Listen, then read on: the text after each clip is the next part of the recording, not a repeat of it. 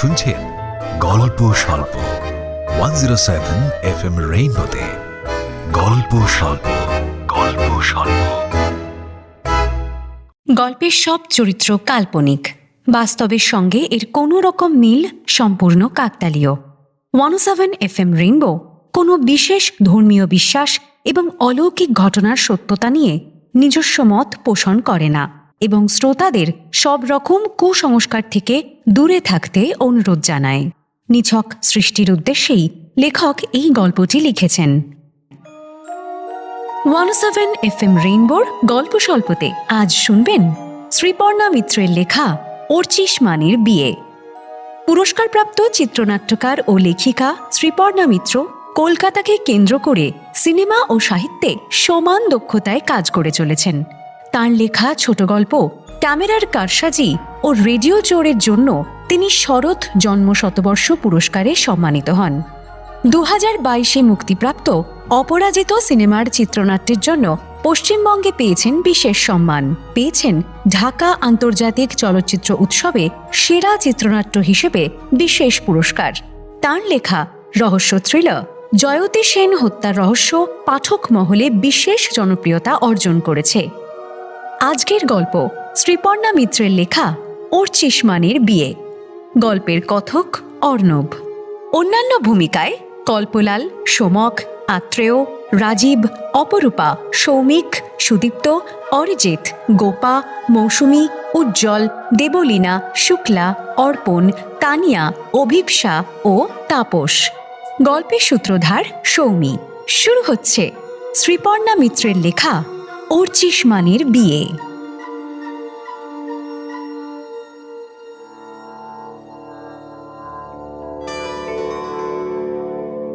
প্রিয়নগরের কুয়াশামাখা শীতের সকাল। গঙ্গার পাড় ধরে টানা লম্বা রাস্তার ধারের দোকানপাটগুলো একটু একটু করে জেগে উঠছে।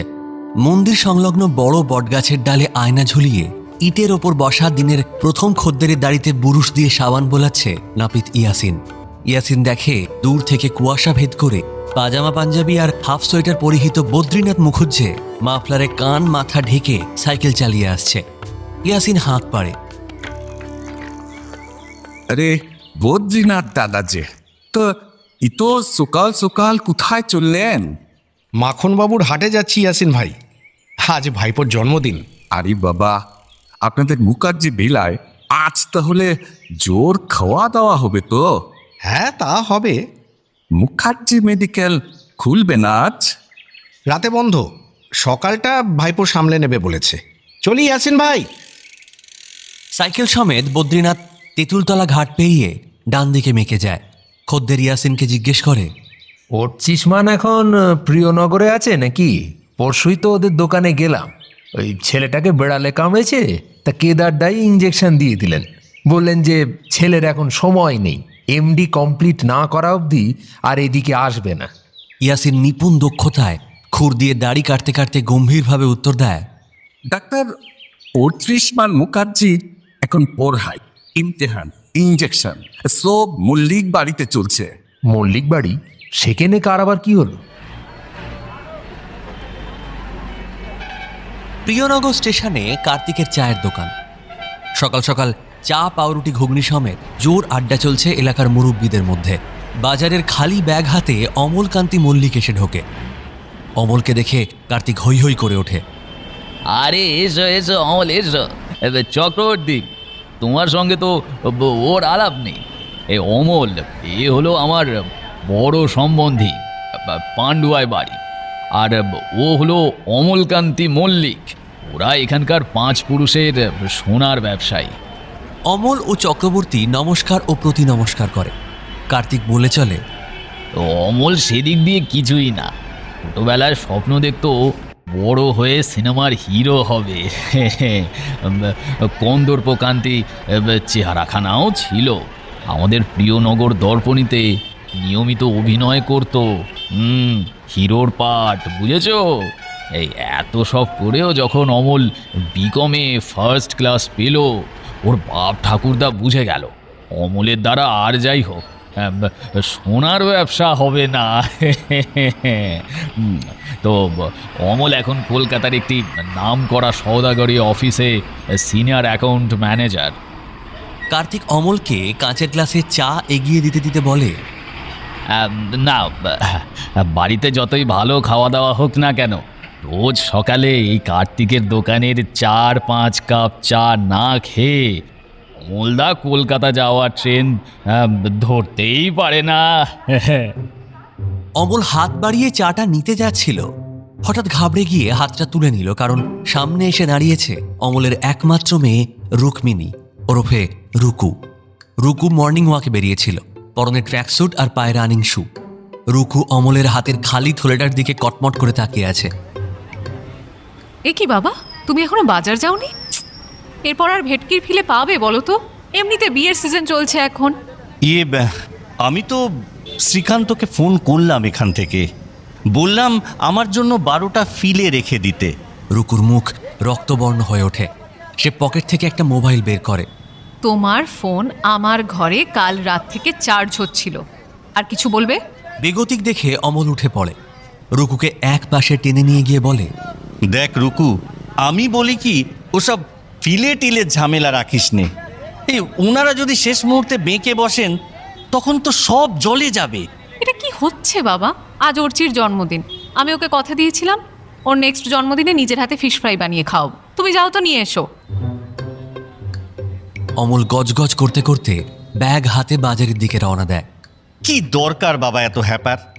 স্টেশন রোডে ভালো রেস্টুরেন্ট হয়েছে, সেখান থেকে খাবার আনিয়ে খাইয়ে দাও। তা না সকাল সকাল যত ঝামেলা। চাটাও ঠিক মতো খেতে পারলাম না।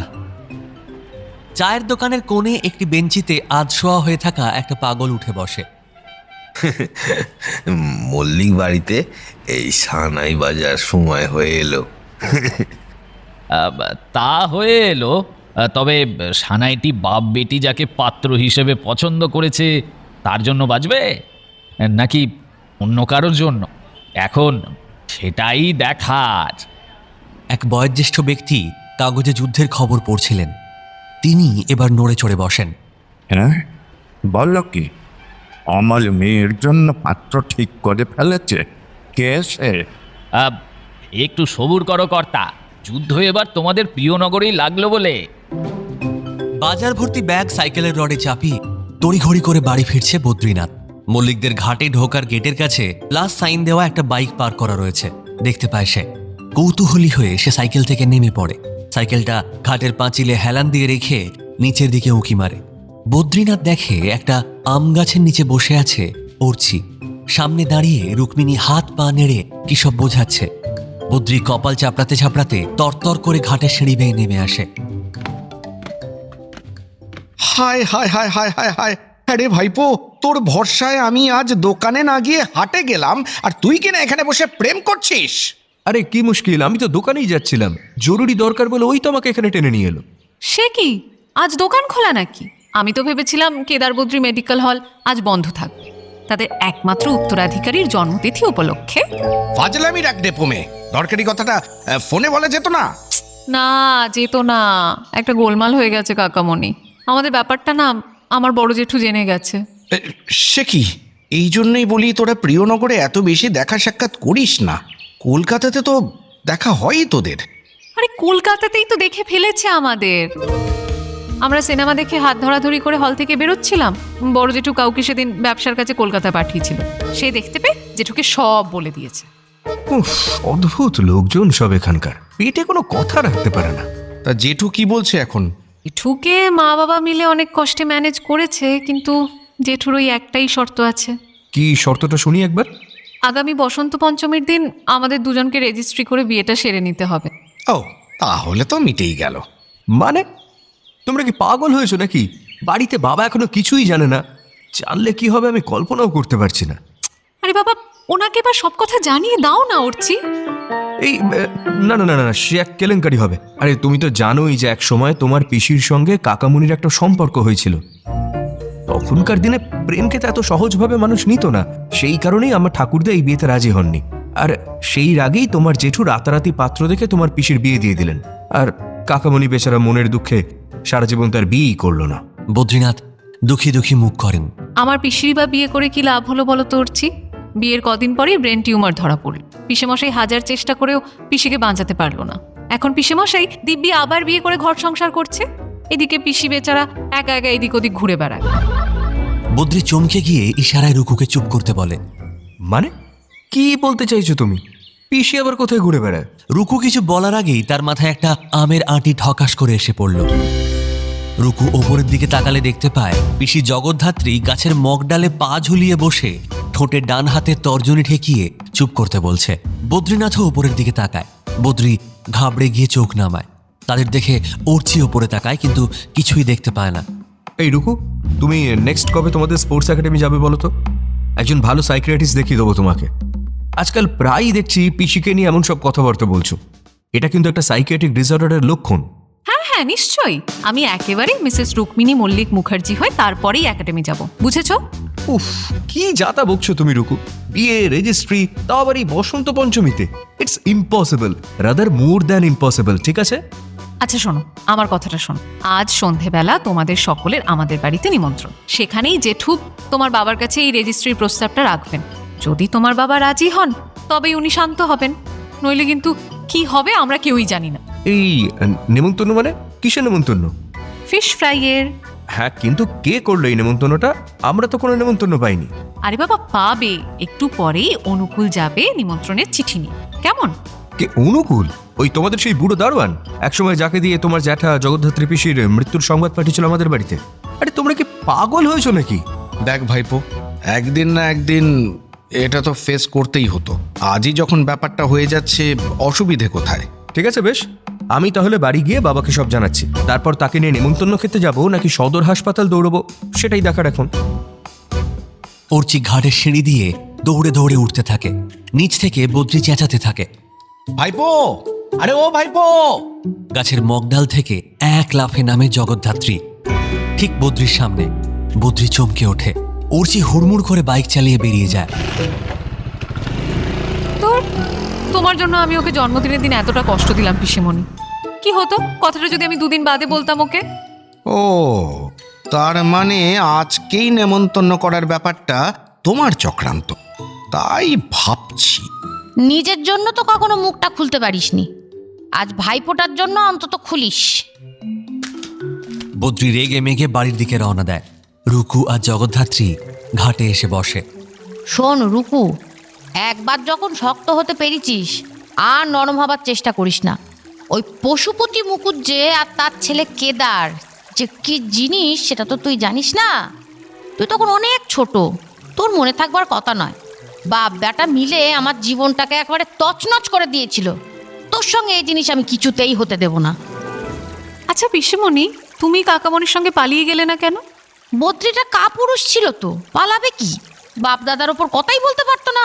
কিন্তু জানিস তো, ওর চিনা ওরকম নয়। ও কিন্তু নিজের জন্য ভয় পাচ্ছে না, ভয় পাচ্ছে ওর বাবা যদি রেগে গিয়ে অসুস্থ হয়ে পড়ে সেই জন্য। এই চাপটুকু না দিলে ওর চেয়ে দিনের পর দিন বাপের থেকে সব কথা লুকিয়ে রাখতো। সেটা তো তোর জন্য ভালো হতো না, না রুকু? মুখার্জি ভিলায় কেদারের শোবার ঘরে পাজামা পাঞ্জাবি পরা কেদার টেবিলের ড্রয়ার খুলে নিজের পার্সটা বের করেন। টেবিলের ওপর থেকে একটা খাম নেন। পার্স থেকে কিছু 500 টাকার নোট গুনে খামের মধ্যে ভরেন। পাশের দেওয়ালেই স্ত্রী অন্নপূর্ণার ছবি, মালা পরানো। আর কটা নোট ভরো না, চিরকালের হার কিপটে। এই এই বাজে কথা বলো না তো। কিছুদিন আগেই তোমার ছেলেকে লেটেস্ট মডেলের বাইক দিয়েছি। এখন আর আমার কাছে টাকা নেই। আরে গাড়ি বাড়ি ছাড়াও মানুষের চাওয়ার অনেক কিছু আছে। কি? ও তুমি বুঝবে না। আরে কি বলতে চাইছো খোলসা করে বলো না। তোমাদের মা ছেলের এই এক সমস্যা। বাবুটাও আজকে সকাল থেকে দেখছি মুখটা কেমন শুকনো করে ঘুরে বেড়াচ্ছে। কি হয়েছে কিছুই বলতে চাইছে না। শোনো না, আমাকে একটা কথা দেবে? কি কথা? আমার বাবু সোনা যদি আজ তোমার কাছে কিছু চায়, তুমি কিন্তু না বলবে না, দিয়ে দেবে। এই অন্নপূর্ণা, বলছি তুমি আমায় কোনো কিছুতে ফাঁসাতে চাইছো না তো? আমি আর কোনো কথা বলবো না। তুমি শিগগির বাইরে যাও, ছেলের খাবার সময় হয়ে এলো।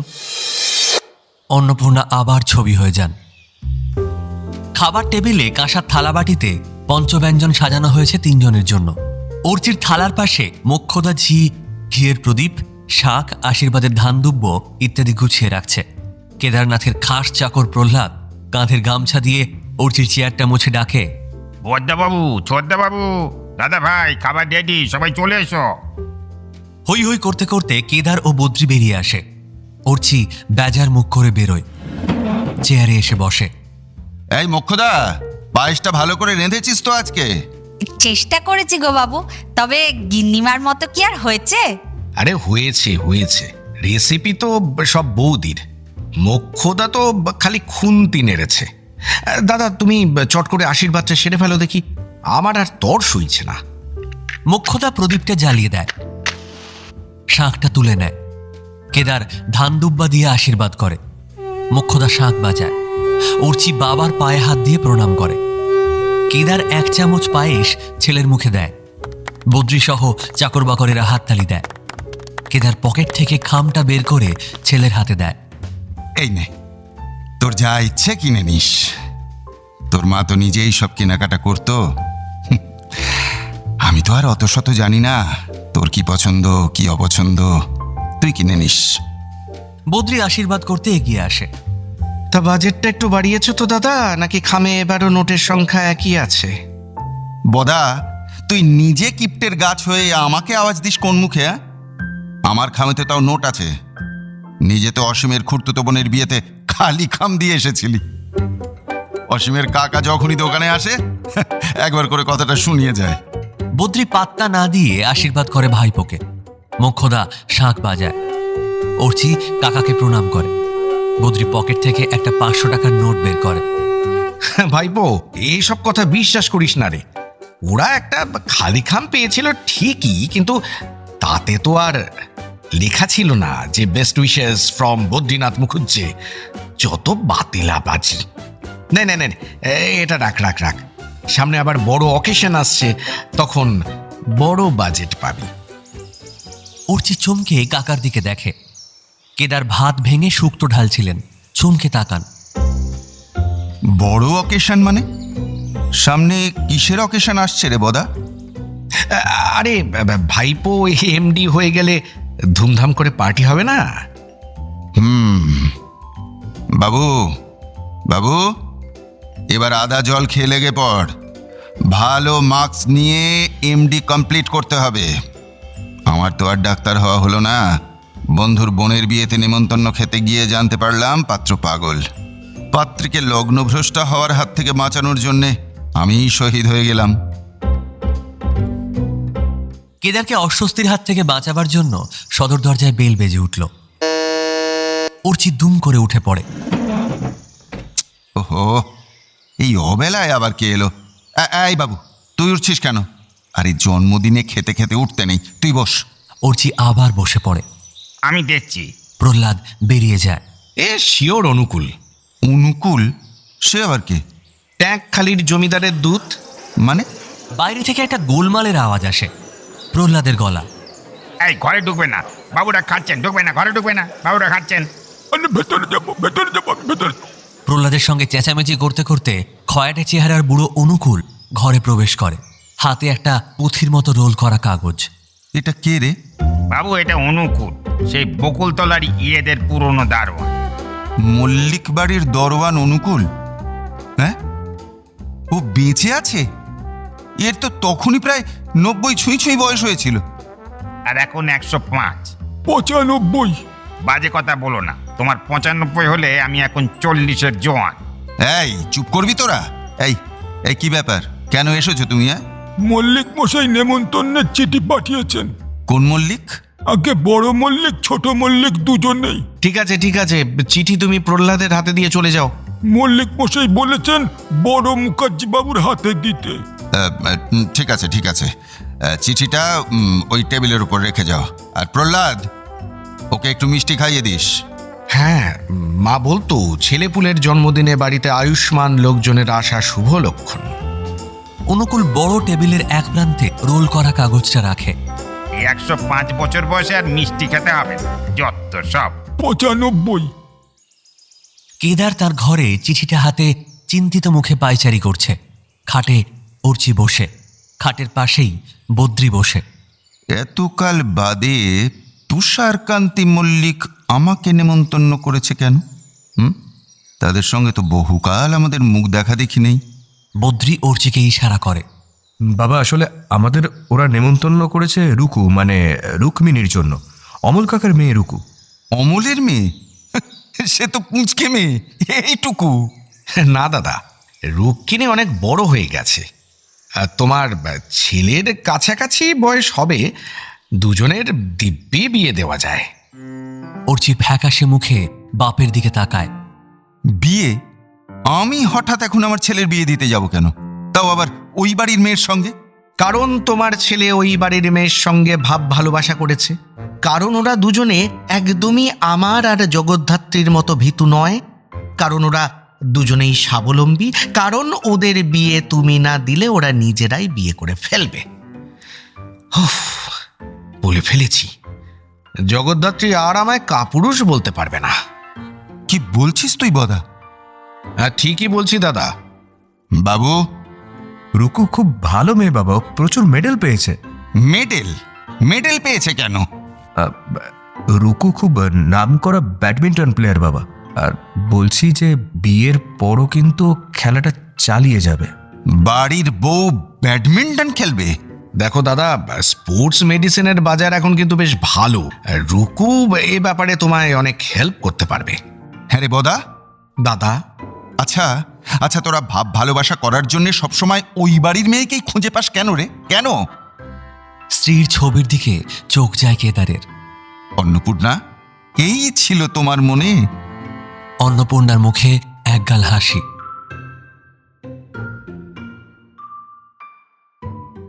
মল্লিক বাড়ির বসার ঘরটিকে খুব সাজানো হয়েছে। রুকুর মা বর্ণালী খুব সেজে গুজে বসার ঘরে শেষ মুহূর্তের সাজসজ্জা দেখে নিচ্ছেন। রুকু সেজে গুজে ঘরে আসে। আয়, খুব সুন্দর দেখাচ্ছে। সব সময় তো প্যান্ট শার্ট পরে থাকিস, মেয়েটা যে আমার এত সুন্দর বুঝতেই পারি না। প্যান্ট শার্ট নয় মা, ওটা ট্র্যাক স্যুট। ওটা পরে দৌড়ানোর যে কি সুবিধে তুমি ভাবতেই পারবে না। সব সময় অত দৌড়ে বেরোলে হয় না মা, মাঝে মধ্যে একটু থিতু হওয়ারও দরকার আছে জীবনে। তাই তো তোমরা আমাকে এত তাড়াতাড়ি বেঁধে ফেলতে চাইছো। বাধা তো তুমি নিজেই পড়ে গেছো মা। আমরা সেই বাধাটায় যাতে কোনো বাধা না পড়ে সেটাই সিকিউর করতে চাইছি। দেখ, ওই বোধহয় ওরা এসে গেল। এই রুকু, এই যা তো, তোর বাবাকে জেঠুকে ডাক। হ্যাঁ হ্যাঁ, ডাকছি ডাকছি। শোনো না, ততক্ষণ তুমি একটু কেদার মুখুজ্জিকে ফিল্ডিং করো। হ্যাঁ। রুকু ভেতরে চলে যায়। উফ, মেয়ে বটে একটা। এই মেয়ে শ্বশুর বাড়িতে যে কি মান সম্মান রাখবে আমাদের। বর্ণালী দরজা খোলেন। কেদারনাথ, বদ্রীনাথ ও অর্চিষ্মান দাঁড়িয়ে আছেন। সুন্দর ঝলমলে সাজে বর্ণালীকে দেখে তাদের বেশ চোখ ধাঁধিয়ে গেছে। আরে আসুন আসুন, কি সৌভাগ্য আমাদের। দাদা, আমাকে চিনতে পারছেন? আমি বর্ণালী। আসুন আসুন, বসুন। কেদার একটা সিঙ্গেল সোফায় এসে বসে। সমু ও বদ্রী 3 সিটার সোফায় বসে। বর্ণালী কেদারের পাশে একটা মোড়া টেনে বসে। যাক, আপনারা যে এতদিনে আমাদের বাড়ি আসার সময় পেলেন, এটাই তো অনেক। সারাদিন ব্যবসা সামলে আমার আর কোথায় যাওয়ার সময় হয় না। হ্যাঁ, আমারও তো একই ব্যাপার। যাওয়া বলতে মাঝে মাঝে ওই কলকাতায় ওষুধের স্টক তুলতে যাওয়া। আর এই ভাইপোটার জন্য মন কেমন করলে সল্টলেকের ফ্ল্যাটে গিয়ে একটু দেখে আসি, এই আর কি। আচ্ছা, বলছি অমল কাকাকে তো দেখছি না। হ্যাঁ, ও আসছে, দাদাও আসছেন, মেয়েকে পাঠিয়েছি ডাকতে। কি গো, কি গো, তোমাদের হলো? ভেতরের দরজার পর্দা ঠেলে অমল ও তুষারকান্তের সঙ্গে রুকু প্রবেশ করে। কেদার অপলকে রুকুর দিকে চেয়ে আছে। সবাই নমস্কার ও প্রতি নমস্কার করে। অমল 3 সিটারে সমু ও বদ্রির মাঝখানে এসে বসে। তুষার কেদারের ঠিক উল্টো দিকে সিঙ্গেল সিটারটায় বসে। দাদা, এই যে এই আমার মেয়ে রুক্মিণী, আমরা ওকে রুকু বলে ডাকি। রুকু প্রণাম করে কেদারকে। আরে থাক থাক থাক, অনেক বড় হয়ে গেছে। আমি ওকে এইটুকুনি দেখেছিলাম। খুশি হও মা। রুকু বদ্রিকেও প্রণাম করে। বদ্রি মাথায় হাত দিয়ে আশীর্বাদ করে। রুকু জ্যাঠার পাশে একটা মোড়ায় এসে বসে। তুষারকান্তি কেদারের উল্টো দিকে বসে এতক্ষণ কেদারকে মাপছিলেন। তা কেদারবাবু, আপনি সব শুনেছেন তো? কি কারণে আপনাকে এত বছর পর এ বাড়িতে পায়ের ধুলো দিতে হলো? শুনেছি, না শুনলে আসবো কেন? আচ্ছা, এখন এখন এসব কথা থাক না। আজ ওর চিসমানের জন্মদিন, একটু খাওয়া দাওয়া হোক না। হ্যাঁ, রুকু নিজের হাতে ফিশ ফ্রাই করেছে সবার জন্য। গরম গরম খেয়ে নিলে ভালো হয়। আনতে বলি? অমল, বর্ণালী, তোমাদের অত ব্যস্ত হতে হবে না। আমি আজ এসেছি যখন, ফিশ ফ্রাই খেয়েই বাড়ি যাব। কিন্তু তার আগে কিছু কাজের কথা সেরে ফেলি, কেমন? হ্যাঁ, আমিও তো সেটাই চাইছি। ইনফ্যাক্ট আমি তো খুব অবাক হয়ে যাচ্ছি তোমরা এসেছো দেখে। আমাদের সে একই মল্লিক বাড়ি, সোনার বেনে পরিবার। তোমরাও সেই মুখুজ্জেই আছো। তা সেবার বাপ বেটায় অত বিরোধিতা করলে এবার তোমাদের অবস্থানটা কোন দিকে ঠিক ধরতে পারছি না তো। তোমার কাজের লোককে ফিশ ফ্রাইয়ের ট্রে হাতে এন্ট্রি নিতে বলো, নইলে আর যুদ্ধ কেউ আটকাতে পারবে না বলে রাখছি। আরে আমিও তো তাই চাইছি। তোমরা চুপ করো না, বাবার একটা আউটবাস্ট দরকার আজকে। তুষারদা, আমি আজ এ বাড়িতে আসতে রাজি হয়েছি সম্পূর্ণ অন্য একটা কারণে। কি কারণ দাদা? ওকে আমি প্রথম দেখি জগদ্ধাত্রী যেদিন মারা যায়। নার্সিং হোম থেকে ডেড বডি এ বাড়িতে আসার পর আমি সেদিন এসেছিলাম জগদ্ধাত্রীকে শেষ দেখা দেখতে। বাজে কথা, কেউ দেখেনি তোমায়। তোমরা ব্যস্ত ছিলে তাই খেয়াল করনি তুষারদা। দাদার সঙ্গে সেদিন কিন্তু আমিও ছিলাম। ওই মেয়েটা তখন এইটুকু পুঁচকে এক কোণে একা একা দাঁড়িয়ে কাঁদছিল, আর নিজের মনে বলে যাচ্ছিল, পিসির যদি এখানে বিয়ে হতো তাহলে পিসি মরতো না। পিসির দূরে বিয়ে হলো, পিসি আমাকে দেখতে পেল না, তাই পিসি মরে গেল।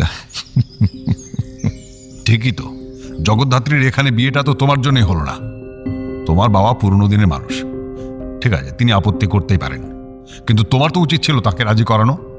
Fish fry Amal, fish fry জলদি। বাবাকে রাজি করানোর সময়টা কি তুমি দিয়েছিলে তুষারদা? যেদিন তিনি না বললেন তারপরের দিনই তো তুমি তোমাদের গ্রামের বাড়ি গিয়ে জগদ্ধাত্রীর বিয়ে ঠিক করে ফেললে। ফেরার পথে সানাইওয়ালা, প্যান্ডেলওয়ালা সবাইকে খবর দিয়ে এলে তোমার বাড়িতে নহবতখানা বসে গেছে। আমি তখন আর কাকে কি বলে রাজি করাবো বলো তো? কে শুনবে তখন আমার কথা? বদ্রি এবার আঙুল দিয়ে অমলের কোমরে একটা খোঁচা মারে। অন্তত চাটা বলে দি কেদারদা। ওই ফিশ ফ্রাইটা আনতে বলো। এই তুষারদার সঙ্গে বকে বকে আমার খিদে পেয়ে গেছে। আমি যাচ্ছি। এই দাঁড়া দাঁড়া, আমিও যাব। আমিও দেখে আসি।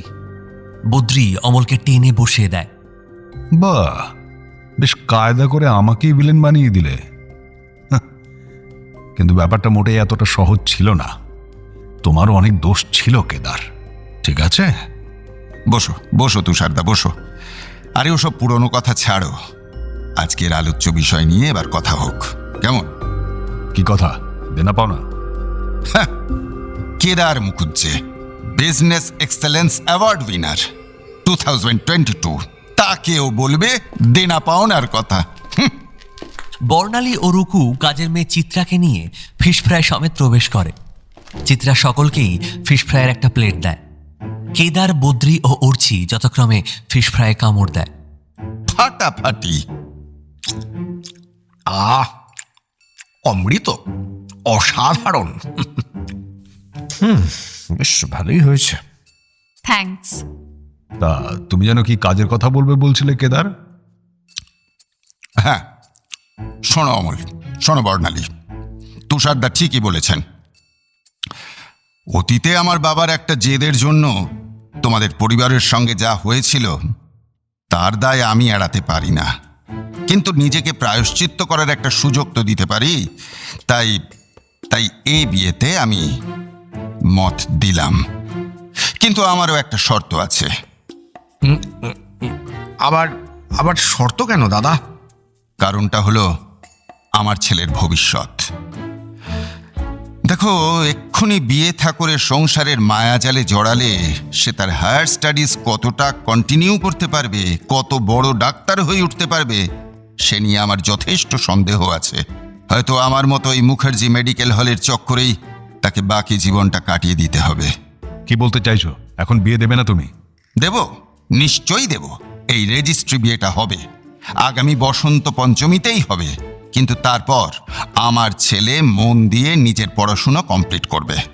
রুকুমার সঙ্গে তার উৎসবে অনুষ্ঠানে নিশ্চয়ই দেখা সাক্ষাৎ হবে, কিন্তু যতদিন না আমি ছেলেকে বড় ডাক্তার করে সামাজিক মতে বিয়ে দিয়ে রুকুমাকে আমাদের বাড়ি নিয়ে যেতে পারছি, ততদিন অবধি ওরা দুজন একসঙ্গে থাকতে পারবে না।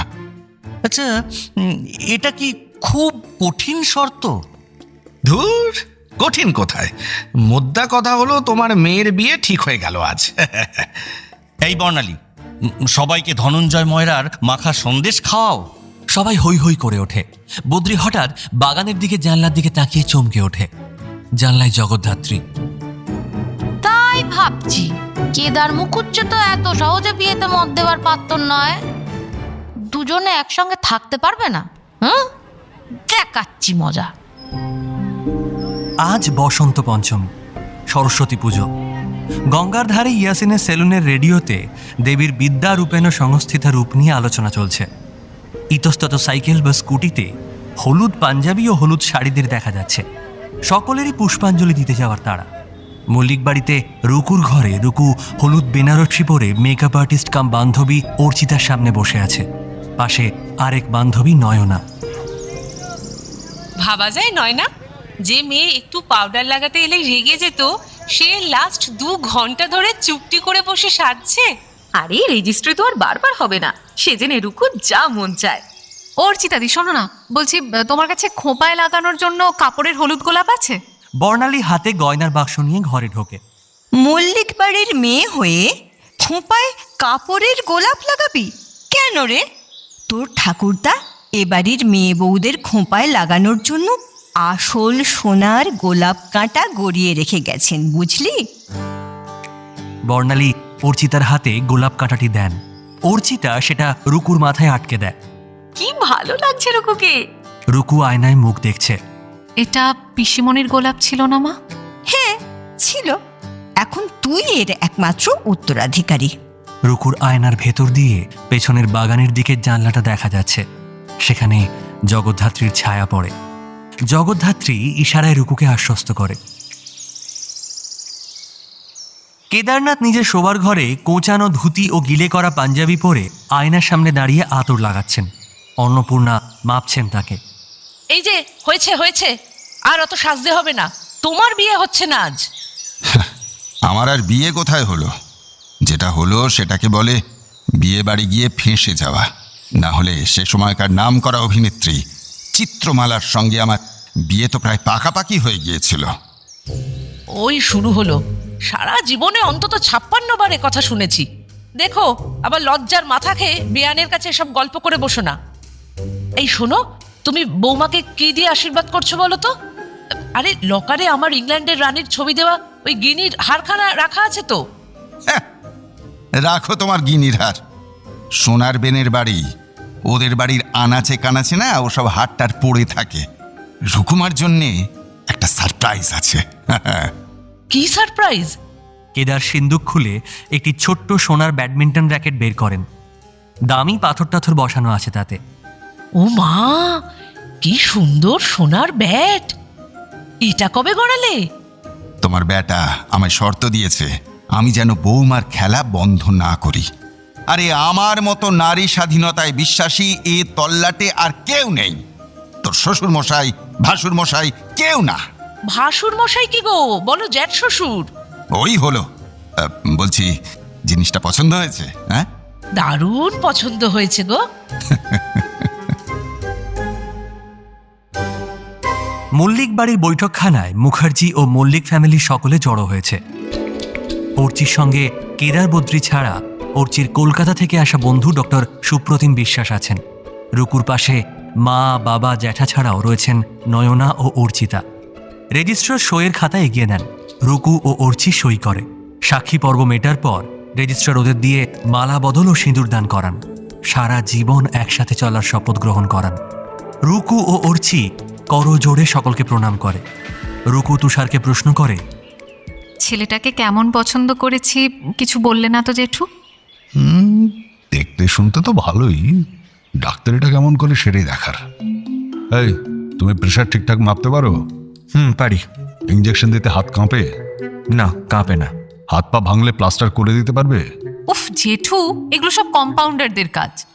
কেদারের কাছ থেকে সোনার ব্যাট পেয়ে রুকু আহ্লাদে আটখানা, কিন্তু সকলকে চমকে দিয়ে তুষারকান্তি অর্চিকে একটা সোনার স্টেথোস্কোপ উপহার দেন। না, সোনার ব্যাপারে বেনেদের সঙ্গে পাল্লা দিতে যাওয়াটাই উচিত নয়। বদ্রি হতাশ হয়ে অর্চির পাশে দাঁড়ানো রুকুকে বলে ফেলে, ঈশ্বর জগদ্ধাত্রীর কাজ। ওই তুষারদাকে বলে দিয়েছে দাদা রুকুকে কি গিফট দিচ্ছে। না না কাকা, পিসেমণি তোমায় আমায় ছাড়া কাউকে দেখাই দেয় না। মল্লিক ঘাটে জগদ্ধাত্রীর পাশে বদ্রি বসে। আজ একটা অদ্ভুত তৃপ্তি অনুভব করছি, জানো জগদ্ধাত্রী।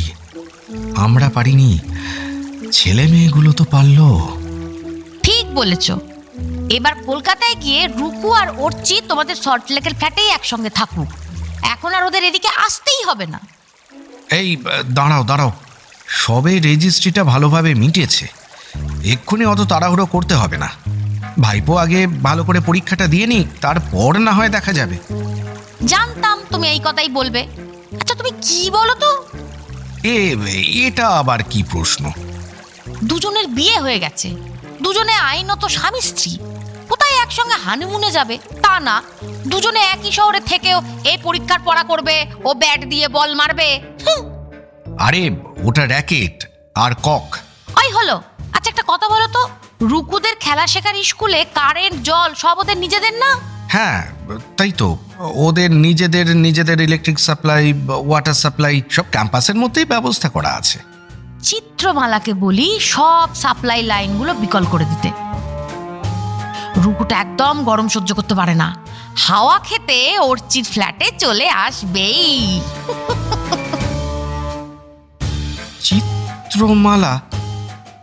চিত্রমালাটাকে? আরে চিত্রমালাকে তোমার মনে নেই?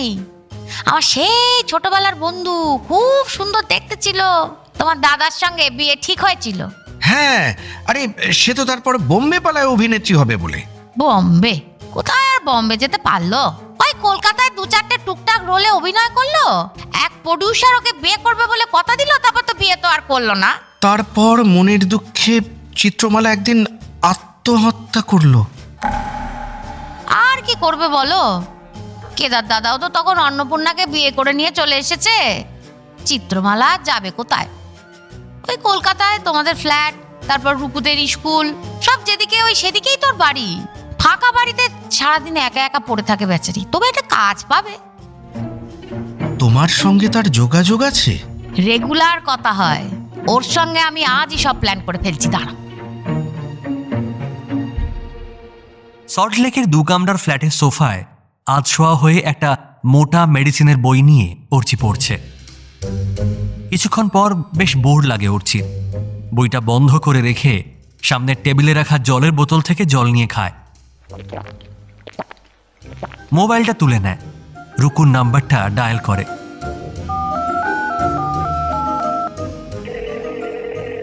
হ্যালো। হ্যাঁ হ্যালো, কিন্তু ব্যাপারটা কি? মানে সন্ধ্যে থেকে ফোন নেই কেন?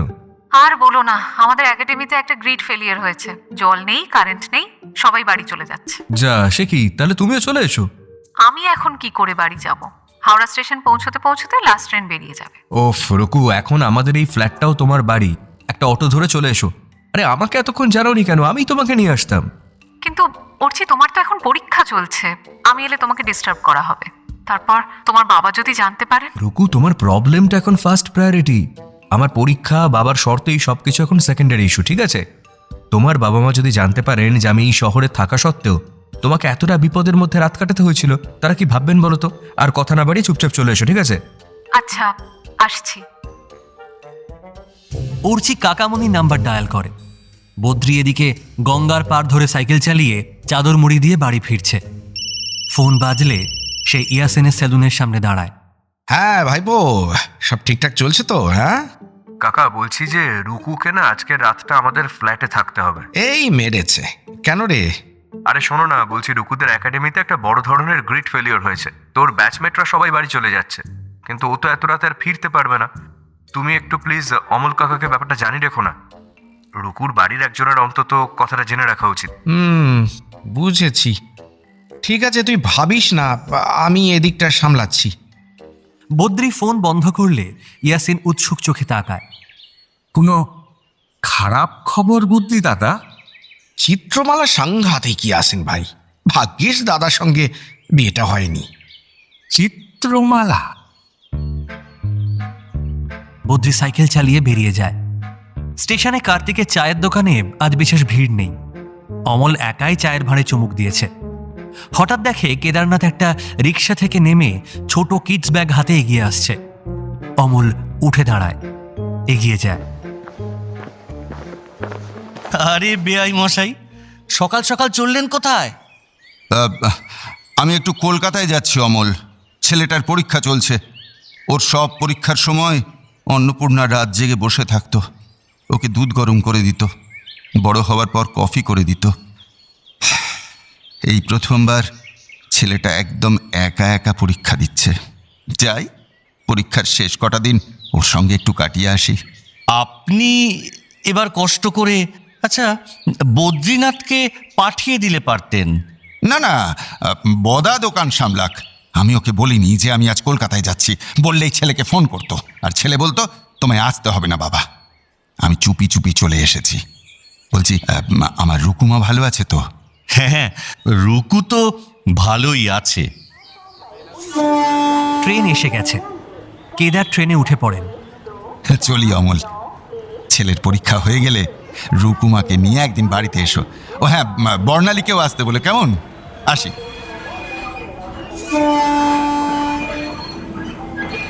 কেদারের ট্রেন বেরিয়ে যেতেই অমল রুকুর নাম্বার ডায়াল করে।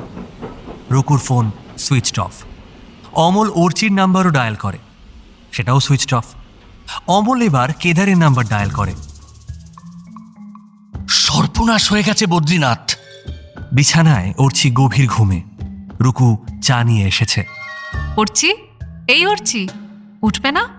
ওঠো, এত বেলা অবধি ঘুমিও না। অর্চির ওঠার কোনো লক্ষণ দেখা যায় না। রুকু তখন অবিকল কেদারের গলায়, বাবু সোনা, এই বাবু সোনা। অর্চি তড়াক করে লাফিয়ে ওঠে।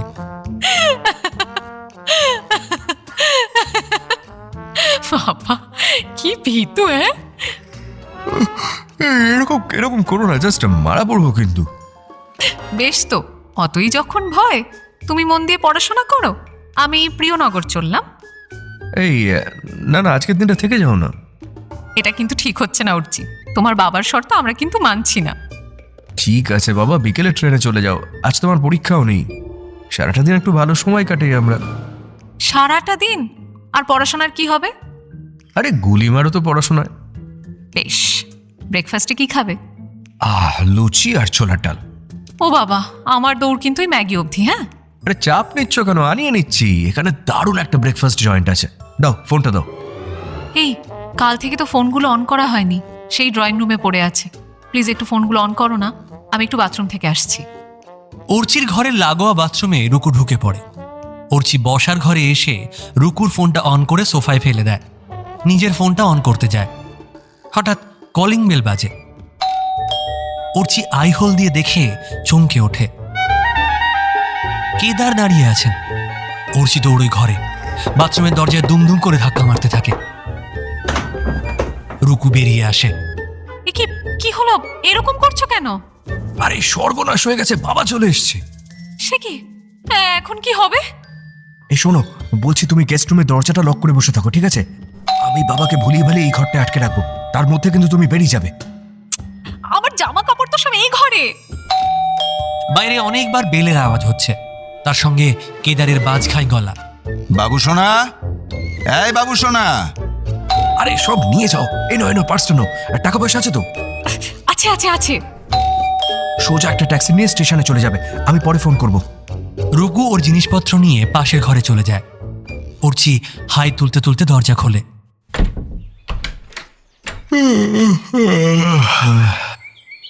আরে বাবা তুমি? কি রে, আমি তো দরজা ভাঙার জন্য লোক ডাকবো ভাবছিলাম। এবার পরীক্ষার সময় এত বেলা অবধি ঘুমোচ্ছিস? আরে না গো, আজ তো ভোর 5টায় ঘুমোতেই গেছি। আহারে, বড্ড পরিশ্রম হচ্ছে না? কি করবি বল বাবা, জীবনে কিছু হতে গেলে এইটুকু পরিশ্রম তো করতেই হবে। যাকে শোন, আমি এসেছি ওই ব্যবসার কিছু কাজ আছে কলকাতায়। তোকে আমি একদম বিরক্ত করব না, তুই মন দিয়ে পড় কেমন?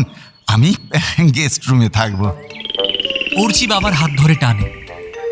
আরে না না বাবা, এ ঘরেই এসো না, এ ঘরে এসো। আরে আরে ব্যাগটা অন্তত রাখতে দে। হ্যাঁ তো ব্যাগ এখানেই থাকুক না। কি ব্যাপার রে, গেস্ট রুমের দরজা বন্ধ কেন? ওটা আমার একটা বন্ধু ও ঘরে ঘুমোচ্ছে বাবা। ওই রাতে আমরা গ্রুপ স্টাডিজ করছিলাম তো, তাই। ও, তা বন্ধু বান্ধবকে বাড়িতে ডাকছিস কেন এই পরীক্ষার সময়? ও খুব ভালো স্টুডেন্ট বাবা, সবাই বলে মেডিসিনে নাকি ওই টপ করবে। যাকে এক কাজ কর, নিচে ট্যাক্সিটা অনেকক্ষণ দাঁড়িয়ে আছে, ও আরও 100 টাকা পাবে। তুই একটু দিয়ে আয় তো, আমার কাছে খুচরো নেই। এই রে, 100 টাকা তো আমার কাছেও নেই। আশপাশের দোকান থেকে খুচরো করে নিয়ে আয়। আচ্ছা শোন, এই নে 500 টাকাটা ধর, ওই মোড়ের মারোয়ারির দোকান থেকে কটা সিঙ্গারা কিনে আনবি, ঘিয়ে ভাজা, তাহলেই খুচরো হয়ে যাবে। ওই আবার তুমি ঘিয়ে ভাজা সিঙ্গারা খাচ্ছ? এই তুই যাবি? আমার ওপর আর ডাক্তারি করতে হবে না, যা। অর্চি অনিচ্ছা সত্ত্বেও নেমে যায়। কেদার সোফায় রুকুর ফোনের ওপর বসে পড়েছিলেন। ফোনটা বেজে ওঠে। অর্চি ব্যাপারটা খেয়াল করেনি, সেই রুকুকে ফোন করেছে। কেদার দেখে ফোনে অর্চির ছবি, লেখা ডিয়ার হাজব্যান্ড কলিং। কেদার ফোনটা রিসিভ করে চুপ করে থাকেন। উল্টো দিকে অর্চির গলা। হ্যালো, শোনো, আমাদের ফোনটা বন্ধ রেখে গোলমালটা হয়েছে। সকালে তোমার বাবা, আমার কাকা সবাই ফোন করেছিল, আমরা তো কিছুই জানতে পারিনি। বাবা এখনো কিন্তু বাইরে বসে আছে। আমি নিচে এসেছি, একটু পরে বাবাকে ভুলিয়ে ভালিয়ে আমার ঘরে নিয়ে চলে যাব। তারপর তোমাকে একটা সিগন্যাল দেবো, তুমি তখন বেরিয়ে যাবে, ঠিক আছে? কেদার ফোন বন্ধ করে দেয়। উঠে অর্চির ঘরে গিয়ে খাটে শুয়ে পড়েন। একটু পরে অর্চি আসে। বাবাকে দেখতে না পেয়ে সিঙ্গারা টেবিলে রেখে ঘরে আসে। কেদার ঘুমোচ্ছেন। বাবা, ও বাবা, সিঙ্গারা খাবে না? বড্ড ঘুম পেয়েছে রে বাবু সোনা, অনেক সকালে উঠেছি তো, একটু ঘুমোতে দে। অর্চি দরজাটা টেনে বেরিয়ে আসে, গেস্ট রুমে টোকা দেয়। এই লাইন ক্লিয়ার, চলে এসো। ব্ল্যাক ট্র্যাকস্যুট পরে রুকু বেরিয়ে আসে, কাঁধে ব্যাগ। সে বেরোতে যাবে, পেছন থেকে কেদারের বজ্রকঠিন গলা আসে। দাঁড়াও। রুকু থমকে যায়। এদিকে ফেরো। রুকু পাথরের মতো দাঁড়িয়ে। তোমাদের সব চালাকি ধরা পড়ে গেছে, তাকাও আমার দিকে। রুকু ঘোরে, সে প্রায় কেঁদে ফেলেছে।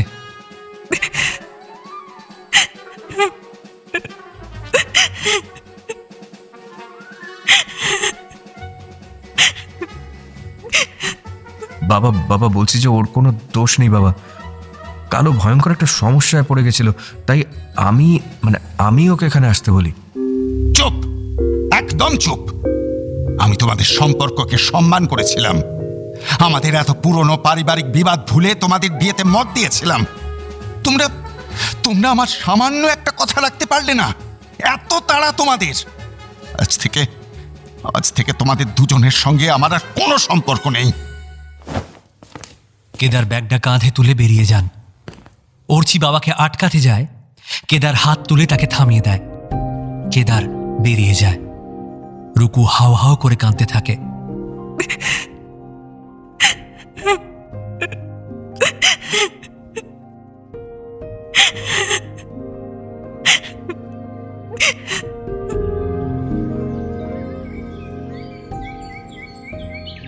মল্লিক বাড়ির সামনের বড় বারান্দায় বসে খবরের কাগজ পড়তে পড়তে চা খাচ্ছেন তুষারকান্তি। ব্রেকফাস্ট রেডি করছে বর্ণালী। বর্ণালীর মুখ ভার, তুষার সেটা লক্ষ্য করছেন মাঝে মাঝে। অমলকান্তি অন্যমনস্কভাবে বারান্দায় আসেন, একটা চেয়ার টেনে বসেন। এই বর্ণালী, আমাকে একটা চা দাও তো। আজ কোন দিকে সূর্য উঠেছে রে অমর? বাড়ির চা তো তোর মুখেই রোচে না। কার থেকে দোকান বন্ধ নাকি আজ? মন মেজাজ ভালো নেই দাদা। মেয়েটা দেখলাম ঘাটের সিঁড়িতে মুখ শুকনো করে বসে আছে। সকালে উঠে কত জগিং করত, ফ্রি হ্যান্ড করত, কিছুই করে না আজকাল। তুমিও তো হাত পা গুটিয়ে বসে আছো। কতবার বলছি একবার মুখার্জি ভিলায় যাও, কেদারবাবুর সঙ্গে কথা বলো, উনি আমাদের ভুল বুঝেছেন, সেটা তো ভাঙানো দরকার। আমার আমার বড্ড ভয় করে। দাদা যদি সঙ্গে যান তাহলে যেতে পারি। শোনো, আমাকে এসব থেকে দূরে রাখো তোমরা। আমি রাগের মাথায় কেদারকে 4টে কথা শুনিয়ে দেবো, তোমাদের সমস্যাগুলো তখন আরো জটিল হয়ে যাবে। বদ্রীনাথ বাগানের গেট খুলে ঢোকে। অনুকূল তাকে একটা সেলাম দেয়। বদ্রীনাথ, এসো এসো এসো। দাদার মান কিছুটা ভাঙলো। বদ্রীনাথ বারান্দায় উঠে এসে একটা চেয়ারে বসে। আরে ধুর, ফালতু জেদ ধরে বসে আছে, কারোর সঙ্গে কথা বলছে না, দোকানে আসছে না, এমনকি খাওয়া দাওয়াটাও ঠিক করে করছে না।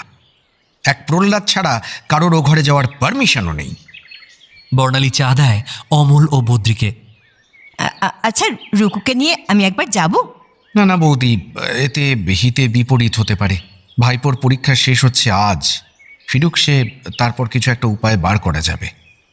আচ্ছা, আমি কি একবার ওই রুকুর সঙ্গে দেখা করতে পারি? হ্যাঁ হ্যাঁ, তা যাও না, ঘাটের সিঁড়িতে ওকে পাবে। বদ্রীনাথ ঘাটে এসে দেখেন রুকু একা একা মুখ শুকনো করে বসে আছে। কিরে, ঘাট পাহারা দিচ্ছিস? লাভ হচ্ছে না কিছু। লোকজন তো সেই দাঁত মেজে মুখ ধুয়ে কাপড় কেচে চলে যাচ্ছে। বাজে বকো না তো, এটা আমাদের প্রাইভেট ঘাট, এখানে ওসব করার পারমিশনই নেই কারো। বললেই হলো। এই তো একটা লোককে দেখলাম গাড়ু হাতে বেরিয়ে গেল, কি করতে এসেছিল কে জানে। কাকামণি ভালো হবে না বলে দিচ্ছি, খালি আজে বাজে কথা।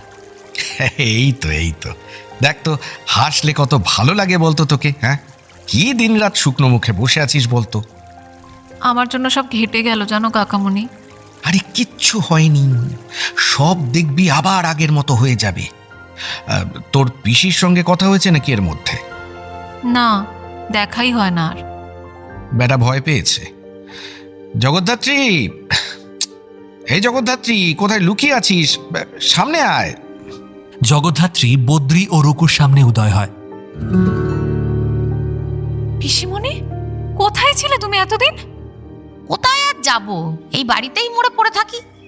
এই লোকটা গাঁগা করে চাচাচ্ছিল কেন রে? লজ্জা করে না? হ্যাঁ, হাঁটুর বয়সী ভাইজিটা দিনরাত মুখ শুকনো করে বসে আছে, কোথায় একটা উপায় বাতলাবি, তা না লুকিয়ে বেড়াচ্ছিস। কে বলেছে ওকে শুকনো মুখ করতে? কেদার দাদা তো আর ওদের আলাদা হতে বলেনি। আমি হলে তো ওই ফ্ল্যাট থেকে আর বেরোতামই না। শোন জগদ্ধাত্রী, তোর জন্য সবকিছু খারাপ হয়েছে, এই তোর জন্য। 2 দিন টাইম দিলাম তোকে, তার মধ্যে তুই সবকিছু ঠিক করবি, নইলে আজই তোর সঙ্গে আমার শেষ কথা হলো। বদ্রী চলে যায়। আজই শেষ কথা? কি একেবারে ভালোবাসার কথা হয় আমাদের মধ্যে? এই রুকু, তুইও কি মানিস আমার জন্য তোর ক্ষতি হয়েছে? তুই সত্যি করে বলবি। আচ্ছা তুই একটা কথা বল দেখি আমাকে। হ্যাঁ, সেদিন ওই অর্চির সঙ্গে থেকে তোর ভালো লাগেনি? তুই বলতো। পিসি তুমি থামবে? লজ্জা দেখো, নেকামো দেখি না আমি আর বাঁচি না। আর তোদের এই এক কাকা হয়েছে, আজও দাদার মুখের ওপরে কথা বলতে ওর হাঁটু কাঁপে। প্রহ্লাদ ছাড়া কেউ নাকি দাদার ঘরে ঢুকছে না, ঢুকবে কি করে? কাপুরুষের দল যত। কিছু একটা করো না পিসি, অর্চির বাবা তোমার কথা ফেলতে পারবেন না। আরে আমি কি চাই সকলকে দেখা দিতে পারি? তবে হ্যাঁ, ওই ঘরে আরেকজন আছে, তার সঙ্গে একবার দেখা করলে একটা কিছু উপায় হতে পারে। আরে তো শাশুড়ি মারে, কেদার মুকুজ্জের বউ, তিনি আবার নবাব নন্দিনী, ফটো ফ্রেম থেকে তিনি বেরোন না। আমাদের মতন বনে বাজারে ঘুরে বেড়াতে তার আবার পেস্টিজে লাগে। অর্চির মা? জগদ্ধাত্রীর রহস্যজনক হাসি হাসে।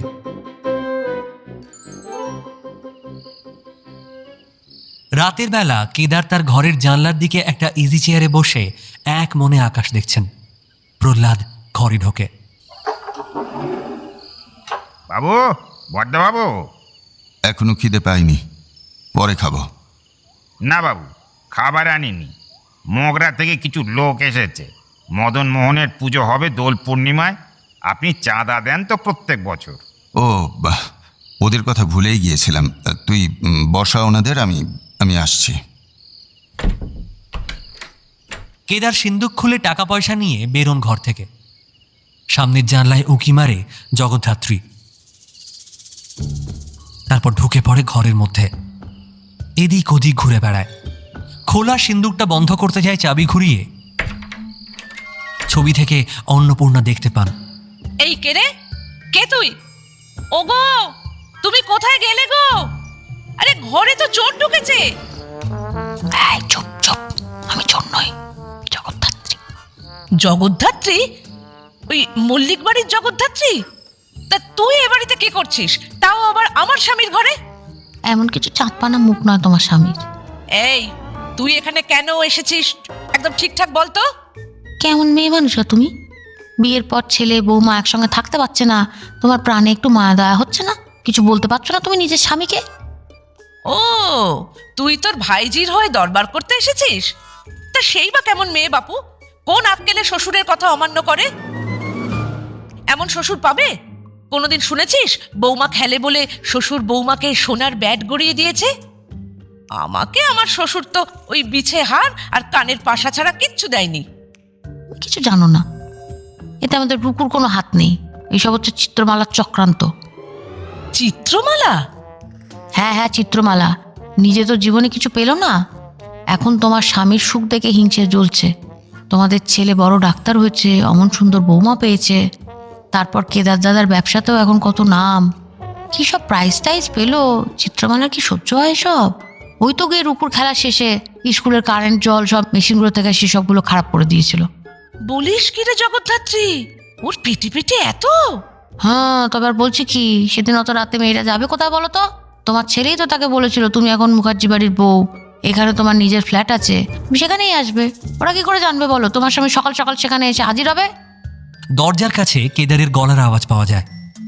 প্রহ্লাদ, প্রহ্লাদ, এবার আমার খাবারটা নিয়ে আয়, আমি এবার শুয়ে পড়বো। এই, তোমার স্বামী আসছে, এত রাতে আবার তাকে বকাঝকা করো না, বুঝেছো? শরীর টরীর খারাপ হতে পারে। কাল সময় করে জানিও ব্যাপারটা। আমি চললাম। জগদ্ধাত্রী জানলা দিয়ে বেরিয়ে যায়। কেদার ঘরে এসে ঢোকে। প্রিয়নগর স্পোর্টিং ক্লাবের মাঠের ধারে রাস্তা ধরে স্টেশনের সেই পাগল উদাস সুরে গান গাইতে গাইতে যাচ্ছে। দূর থেকে অর্চিষ্মান বাইক চালিয়ে এগিয়ে আসে। অর্চি বাইকটা পার্ক করে মাঠের ভেতর আসে। ভেতরে ঢুকে দেখে রুকু মাঠে জগিং করছে। অর্চিও একই ট্র্যাকে ছুটতে শুরু করে। রুকু, এই রুকু। রুকু অর্চির গলা শুনে স্পিড বাড়িয়ে দেয়। অর্চি জোরে দৌড়ে রুকুকে ধরে ফেলে। আরে কি হলো, কি কখন থেকে ডাকছি তো শুনতে পাচ্ছ না? অর্চি প্লিজ, তুমি এখান থেকে চলে যাও। আরে কি হচ্ছে কি রুকু? এভাবে প্রবলেম থেকে পালালে প্রবলেম সলভ হবে না। ওদিকে বাড়িতে একটা দমবন্ধকর পরিবেশ, বাবা ঘর থেকে বেরোচ্ছেই না। কাকা রাতে আমি ঘুমোলে তবে দোকান থেকে বাড়ি ফিরছে, সকালে আমি ওঠার আগে দোকানে বেরিয়ে যাচ্ছে। এভাবে কোনো সমস্যার সমাধান হবে বলো তো? আমার বাড়িতেও কি এমন ভালো পরিবেশ অর্চি? জেঠু ব্যবসা দেখছে না, বাবা অফিস যাচ্ছে না, এমনকি বাবা কার্তিকের দোকানে চাও খেতে যাচ্ছে না।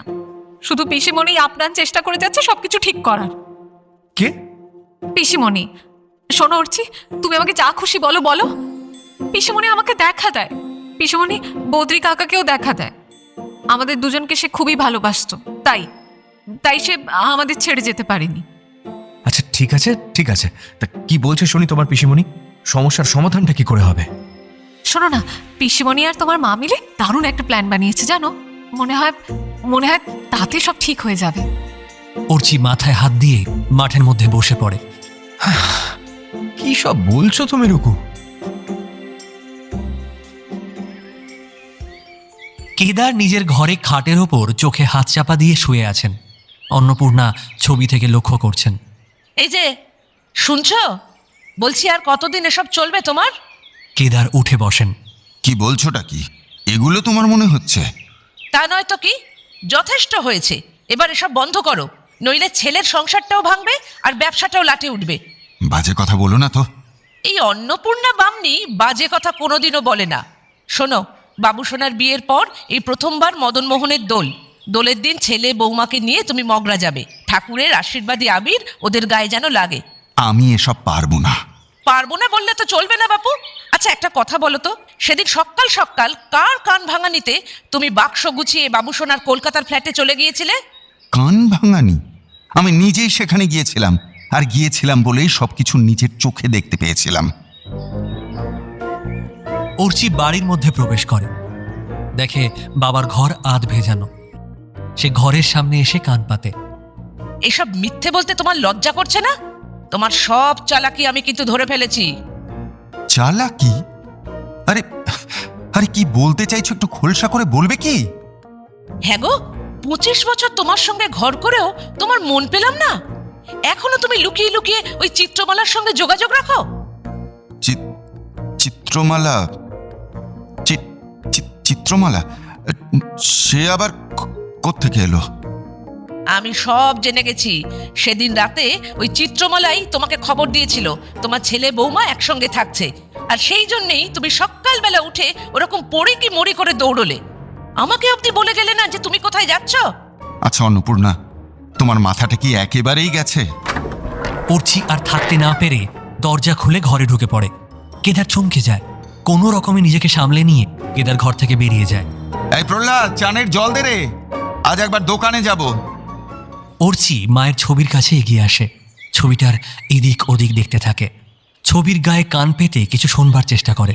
তারপর ফটো ফ্রেমটাকে তুলে পেছনটা দেখবার চেষ্টা করে। নেই রে নেই, আমার ছবির পেছনে কিচ্ছু নেই। অর্চি চমকে ওঠে, মায়ের দিকে তাকায়। তোর বাপ তোর জন্য কোনো গোপন সিন্ধুক করে রাখেননি। যা হার কিপটে লোক। মা, তুমি কোথা থেকে এলে? কোথা থেকে আবার আসবো? আমি এখানে এসে কবে থেকে তোর জন্য বসে আছি বাবু। মা, আমি কিন্তু কোনো অন্যায় করিনি মা। রুকুকে আমি সেদিন একটা বিপদের হাত থেকে বাঁচানোর জন্য ওখানে থাকতে বলেছিলাম। বাবা শুধু শুধু আমাকে ভুল বুঝছেন। জানি রে বাবু, জানি আমার বাবু সোনা কোনো অন্যায় কাজ করতে পারে না। কিন্তু বাবা তো জেদ ধরে বসে আছে মা, আমাদের সঙ্গে কথাই বলছে না। বলবে বলবে, তোর বাবার জেদ কেমন করে ভাঙতে হয় সে আমার জানা আছে। শোন, তোকে একটা গোপন কথা বলি, এটা শুনে রাখ, সময় কাজে লাগাবি। কি কথা মা? কানে কানে বলবো। আমার আরেকটু কাছে আয়। অর্চি ফটোতে কান পাতে।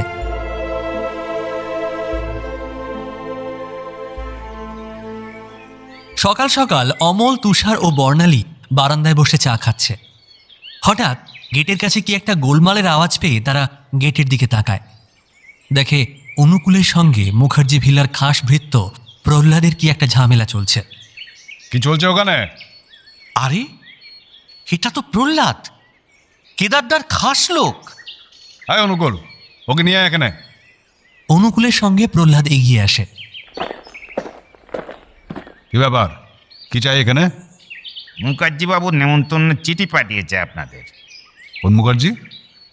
আগে বড় মুখার্জি, কেদার বাবু। ঠিক আছে, এই টেবিলে রেখে যাও চিঠি। আপনি ভেতরে আসবেন? হ্যাঁ, একটু একটু চা তো খেয়ে যান। আগে না মা জননী, বাবু বলে দিয়েছেন চিঠিটা দিয়েই চলে আসবি, একদম দাঁড়াবি না। ঠিক আছে, তুমি তাহলে এসো। হ্যাঁ আসছি। তবে আপনাদের এই 105 বছরের বুড়ো দারোয়ানটাকে বলে রাখবেন, এটা আমার বৌদিমণির বাড়ি। আমার যখন খুশি এখানে আসতে পারি, ও যেন বেশি বেচাল না করে। আমার বয়স 95। ধত্তেরি তোর 95, এই বয়সে মিথ্যে বলিস না রে, থম্মে সইবে না। প্রহ্লাদ বেরিয়ে যায়। আচ্ছা, কি ব্যাপার বলুন তো দাদা? আমার ভীষণ ভয় করছে। আরে ভয় পাস না তো, নকল নবিশ একটা। কেদারটা সারা জীবন আমাকে নকল করে কাটিয়ে দিল। তুষার চিঠিটা খোলে, জোরে জোরে পড়তে থাকে।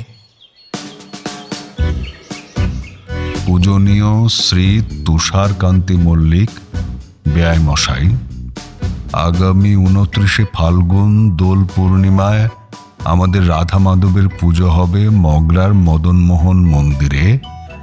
সঙ্গে বসবে কীর্তনের আসর ও মেলা। আমার স্ত্রী অন্নপূর্ণা বলে গিয়েছিল রাধা মাধবের দোলের আবির নববিবাহিত দম্পতির জন্য শুভ। তাই উক্ত দিবসে সকাল 9 ঘটিকায় আপনি, অমল ও বর্ণালী আমাদের বধূমাতা রুক্মিণীকে নিয়ে মদনমোহন তলায় উপস্থিত থাকবেন, এই আর্জি জানাচ্ছি। আমরাও শ্রীমান অর্চিষ্মানকে নিয়ে যথাসময়ে পৌঁছে যাব। নমস্কারান্তে, শ্রী কেদারনাথ মুখোপাধ্যায়। দাদা, তাহলে কি রুকুর শ্বশুরমশাইয়ের দাদার রাগ ভেঙেছে? চিঠি পড়ে ঠিক বোঝা যাচ্ছে না বৌমা। নিজের বউয়ের নাম দিয়ে হালকা একটা প্যাঁচ মেরেছে। তবে হ্যাঁ, রুকুকে অস্বীকার করতে পারছে না। আর পারবে কোত্থেকে? এমন ছেলের বউ ভূভারতে খুঁজে পাবে? উফ, বাঁচা গেল। মদন মোহনের দোলে ছোটবেলায় যেতাম তো আমরা। পশুপতি কাকা নেমন্তন্ন করত। একটা অসাধারণ খিচুড়ি করেন ওনারা, সঙ্গে লাবড়া। আজ দোল পূর্ণিমা। মদন মোহনের মন্দির চত্বর আজ কলকাতা থেকে আসা কীর্তনিয়াদের গানে বিভোর হয়ে আছে। সামনের দিকের একটা সোফায় বসে মন্ত্রমুগ্ধ হয়ে গান শুনছেন কেদার। পাশে তুষারকান্তি, তার পাশে সোফায় বর্ণালী, অর্চি ও রুকু। বদ্রীনাথ অমলকে নিয়ে ইতস্তত ঘুরে বেড়াচ্ছেন। গান শেষ হওয়ার পর কীর্তনিয়ার দল হরিবোল ধ্বনির সঙ্গে আবির ওড়ালেন, বাতাসার হরির লুট দিলেন। ওনারা রুকু আর অর্চিকে ডেকে নিয়ে যান। ওরা মদন মোহনের পায়ে আবির দেয়। তারপর পুরোহিত মশাই ওদের ঠাকুরের আশীর্বাদী আবির দিলেন। রুকুকে ঠাকুর মশাই বললেন, যাও মা, এবার তোমরা দুজনে মিলে বড়দের পায়ে আবির দিয়ে প্রণাম করো।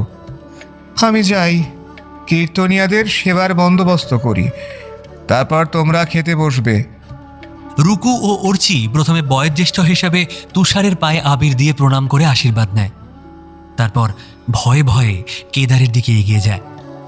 অর্চি ইশারায় রুকুকে আগে যেতে বলে। রুকু কেদারের পায়ে আবির ছোঁয়াতে যায়। কেদার পা সরিয়ে নিয়ে বলে, থাক থাক, আমাকে আর আবির দিতে হবে না, বাবা মাকে দাও। রুকু থমকে যায়। অর্চি এগিয়ে আসে।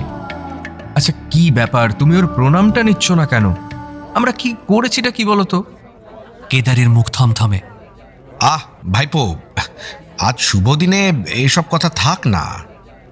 না কাকা, অনেক হয়েছে। আমরা এখন কিন্তু আইনত স্বামী স্ত্রী।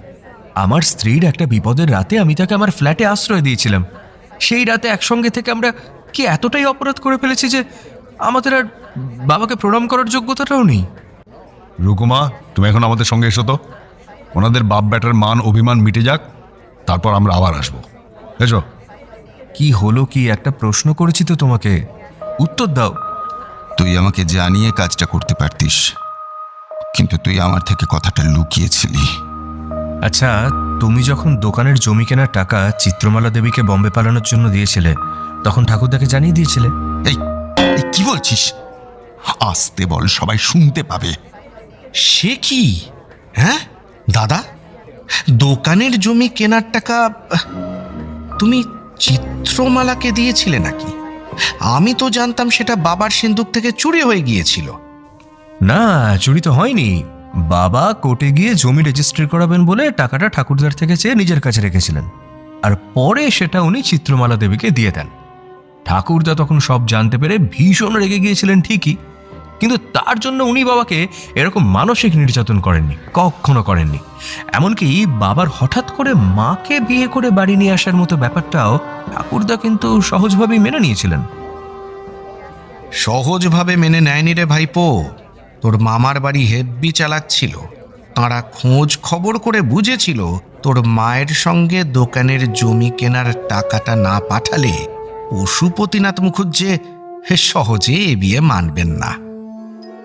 কি হচ্ছেটা কি বধা? বাবু, বাবু তুই বিশ্বাস কর, তোর মাকে আমি টাকার জন্য বিয়ে করিনি। তাকে সত্যি পছন্দ হয়েছিল আমার। সারা জীবনেও আমি তাকে এই কথাটা বিশ্বাস করাতে পারলাম না। আমি বুঝতে পারছি না ওই চিত্রমালা নামটা হঠাৎ করে আমাদের জীবনে ফিরে এলো কিভাবে।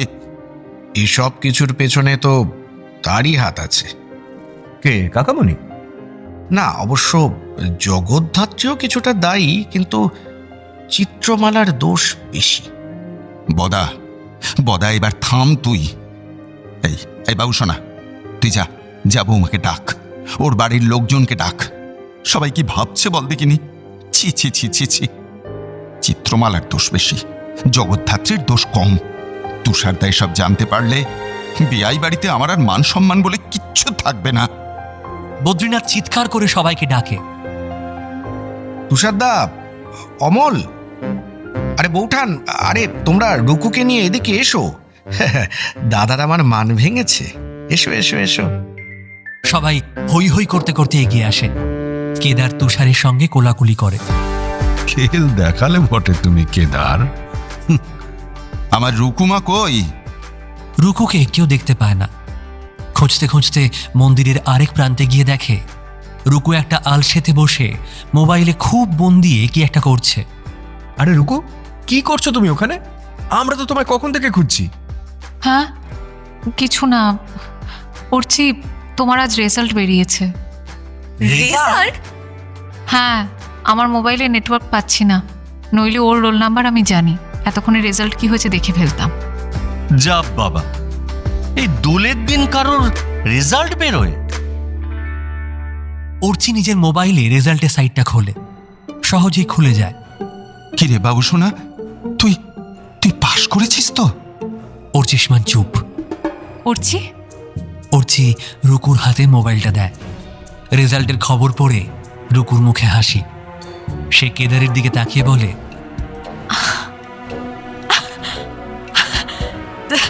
তোমার ছেলে, বাবা বাবা তোমার ছেলে অল ইন্ডিয়ার ফার্স্ট হয়েছে বাবা। কি বললি? আমার ছেলে আমার ছেলে আমার ছেলে ফার্স্ট হয়েছে? হ্যাঁ বাবা, দারুণ সব মার্কস পেয়েছে অর্চি।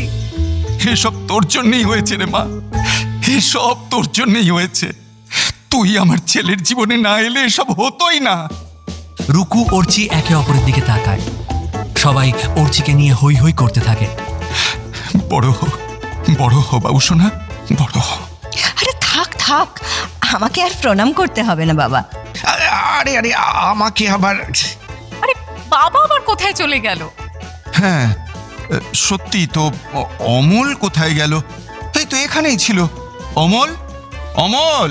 বাবা বাবা বাবা বাবা তুমি কোথায়? অমলকে দূর থেকে দেখা যায় একটা শালপাতায় কিছু একটা নিয়ে এগিয়ে আসছে। খিচুড়ির টেস্ট একদম আগের মতো আছে। দেরি না করে চলে এসো সবাই।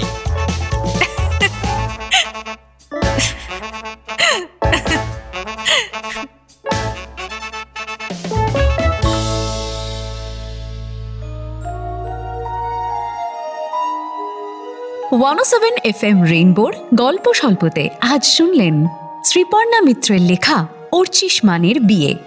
গল্পের কথক অর্ণব, ইয়াসিন ও অমল কল্পলাল, বদ্রী সমক, সেলুনের খদ্দের আত্রেয়, কার্তিক রাজীব, রুকু অপরূপা, পাগল সৌমিক, কেদার ও বয়স্ক লোক সুদীপ্ত, অর্চি অরিজিৎ, জগদ্ধাত্রী গোপা, অন্নপূর্ণা মৌসুমী, প্রহ্লাদ ও অনুকূল উজ্জ্বল, মোক্ষদা দেবলীনা, বর্ণালী শুক্লা, তুষার অর্পণ, অর্চিতা তানিয়া, নয়না অভিপ্সা ও ঠাকুরমশাই তাপস। গল্পের সূত্রধার সৌমি। শুনলেন গল্প স্বল্প। শুধু রেডিওতে নয়, গল্প স্বল্প শুনুন ইউটিউবেও। প্রতি রবিবার রাত 9টায় শুনুন নতুন গল্প আমাদের অফিসিয়াল ইউটিউব চ্যানেল আকাশবাণী কলকাতায়।